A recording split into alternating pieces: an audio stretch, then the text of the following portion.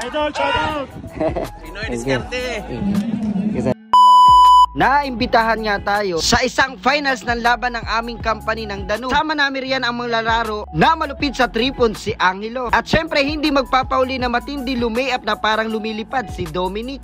At syempre hindi mawawala si Navarro, ang malupit rebound, at Mang Balda ay talaga namang tilapon. Charot lang.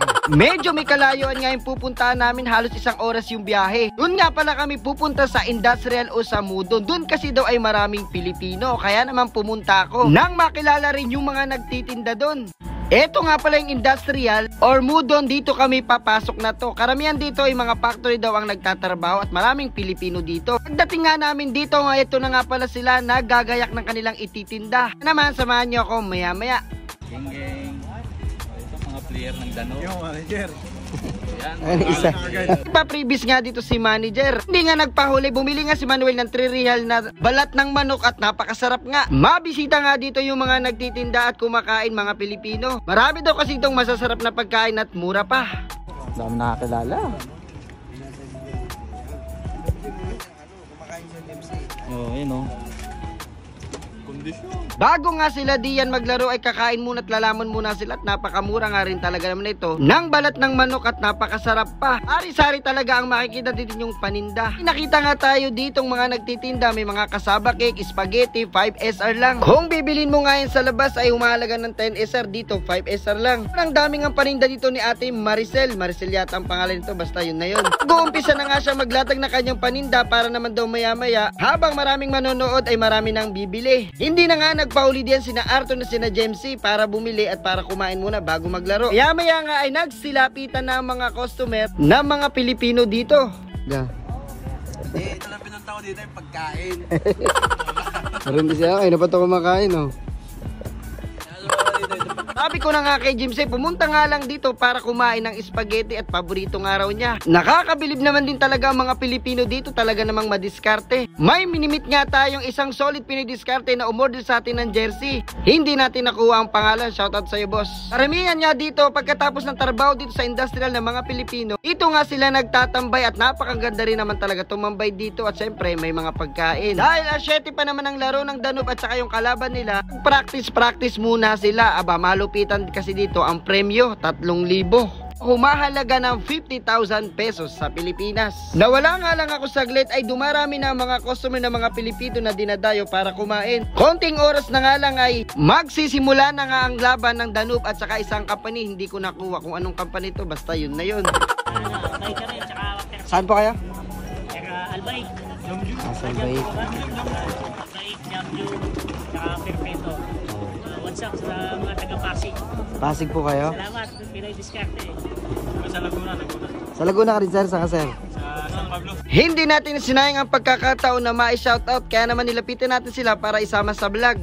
Bagong mag-umpisa nga ang laro ng Danube, nagpa-meeting muna si manager kung paano ang gagawin ng mga lalaro. Solid talaga to bilang isang manager ng Danube na naglalaro sa labas, at dala-dala namin ang aming company at siguradong maya-maya nga ipanalo to. Siyempre hindi nila kakalimutan ng Panginoon, magpipray muna sila para sa kanilang laban ay sana nga ay manalo kayo. Solid naman din talaga ang Danube kapag ka talaga lumalaban sila sa labas, kaya naman proud company.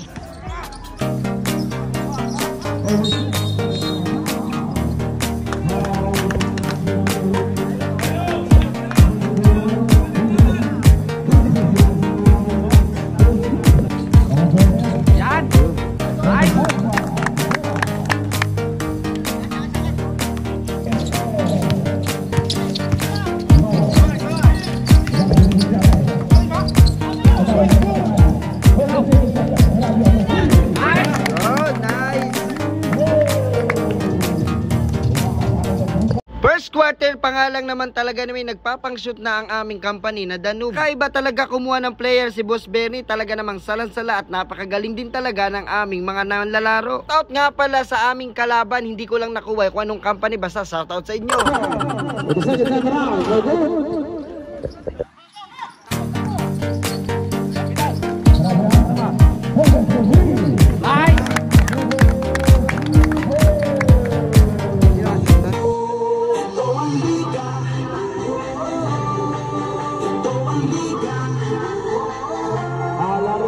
Medyo matikas talaga ang kalaban ng Danob, talaga namang hindi rin nagpapauli, nagpapangshoot din ang kalaban. First quarter pa nga lang ay talaga naman nagpapandikit ang kanilang mga score. Kaya naman si Boss Bernie medyo kinakabahan. Ito nga pala yung manager nila. Huwag kang kabahan, makukuha din natin maya maya ang tagumpay, Boss Bernie. Sige po. Thank you, thank you. Sige po. Ayan, live ba yan? Live? Sa vlog ko po. Hindi po, sa vlog ko. Shoutout sa family ko sa General Trias Cavite. I love you all. Hoy, Laguna. Hindi ko naman akalain na talagang solid pinidiskarte ang mga tao dito sa industrial.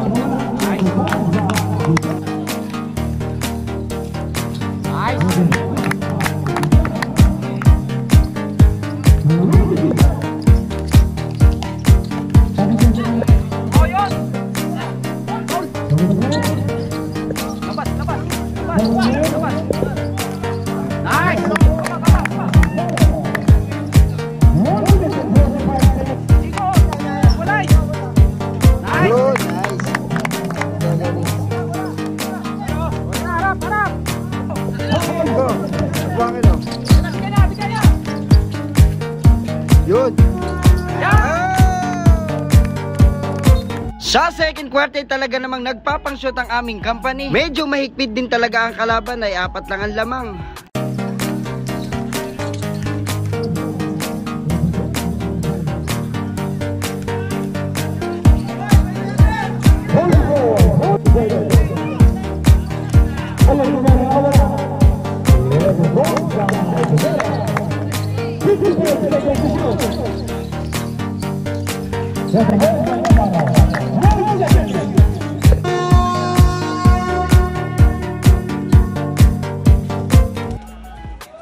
Sa mga oras na nga yan ay fourth quarter na at lamang nga kami ng 8. Parang sure na nga talaga ang mananalo ang aming company.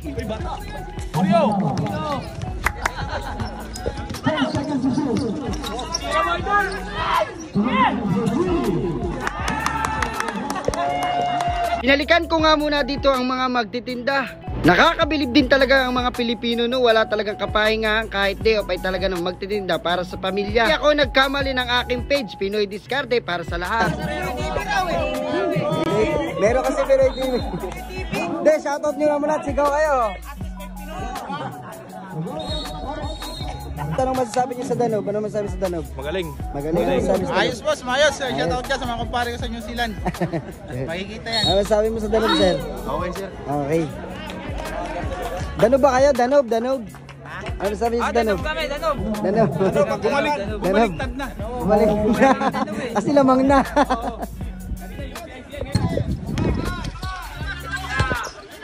Uy! Shoot! Galing! Libera!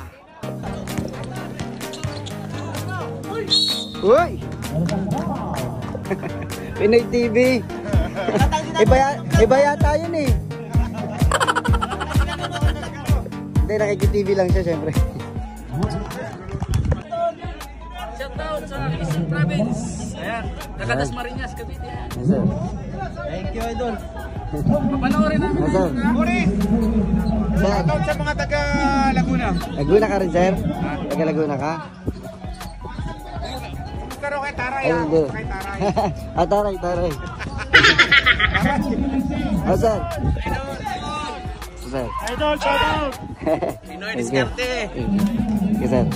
Thank you. Panalo na yung kabila eh, sa amin eh. Panalo na. Sabag. Oh, shout mo kayo. Thank you. Talaga namang damang-dama ko ang suporta nila kay Pinoy Diskarte. At syempre, hangang-hanga nga sila sa mga lalaro ng aming company sa Danob. Bibigyan bola! Yan!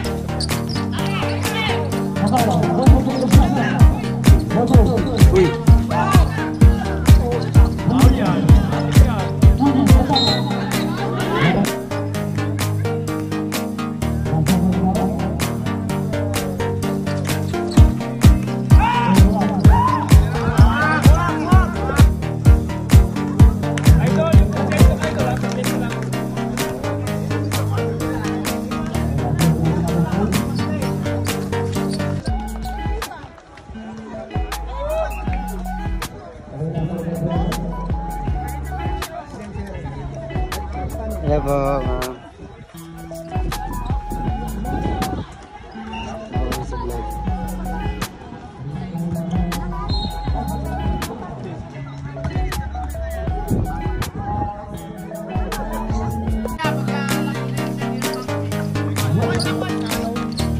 Halo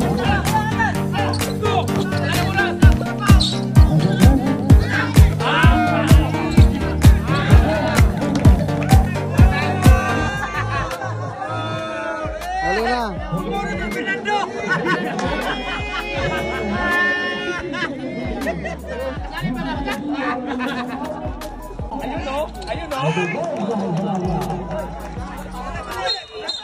Ilang seconds na nga lang ay tapos na ang laban, nasiko pa nga itong si Manuel. Medyo mahigpit na talaga ang laban dahil konti na nga lang at matatapos na at alam na kung sinong mananalo. Siyempre ang aming company.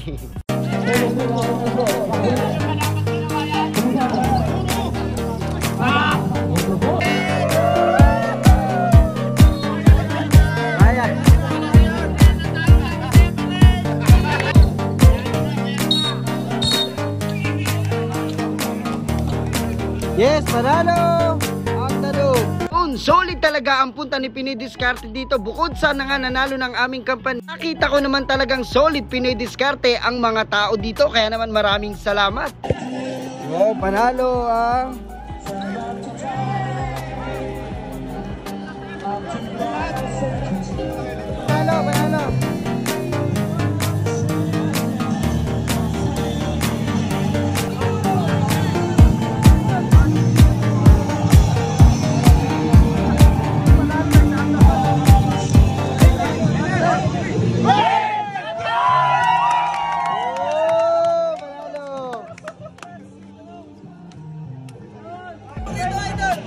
Panalo! Panalo.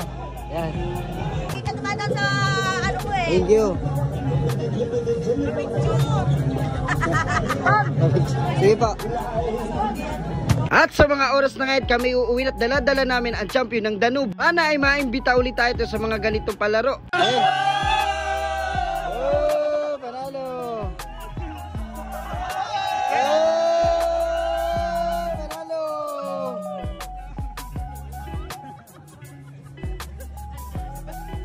Hanggang sa pag-uwian ay talaga namang hiyawan at hindi sila makapaniwala sila ang champion. Ito nga pala yung aming service at kami pupunta muna nga sa birthdayhan bago ka kami umuwi. Tamang-tama at mga gutom na nga aming mga manlalaro.